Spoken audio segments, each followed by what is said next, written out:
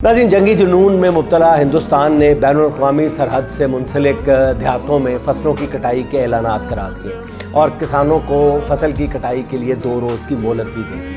अब ये भी हो सकता है कि जो हिंदुस्तान एक चालाक ख़ारजा पॉलिसी का हामिल मुल्क है, जो चलाता रहा है और अंदरूनी मुल्क भी वो उसकी चालाकियाँ जो हैं पूरी दुनिया में मशहूर हैं, हो सकता है कि वो पाकिस्तान पर दबाव बढ़ाने के लिए ये सारी हरकतें कर रहा हो। बहरहाल इससे मुराद ये है कि ये जो फसलें काटने के लिए मोहलत दी है, इससे मुराद तो है कि भारत जो है LOC नहीं बल्कि बैनुल-अक़वामी बॉर्डर पर जंग छेड़ने का इनडायरेक्टली इंदिया दे रहा है। भारतीय बहरिया ने सुपरसोनिक मिसाइल का तजर्बा भी किया है। 75 किलोमीटर तक हदफ को निशाना बनाने वाले INS सूरत मिसाइल इसराइल के ताउन से आपको पता ही है कि वो तैयार किए गए थे। भारतीय मीडिया बता रहा है कि ये मिसाइल जनवरी 2025 को भारतीय नेवी के हवाले कर दिया गया था और याद अब है उसको उछालना अब हिंदुस्तानी मीडिया को याद है। भारत की नाज़रीन इस तमाम सफारती और अस्करी तैयारियों के मुकाबले में पाकिस्तान कहाँ खड़ा है, इसका जवाब बहुत सादा सा है कि सफारतकारी के महाज पर हमारे ऑप्शन काफ़ी महदूद हैं।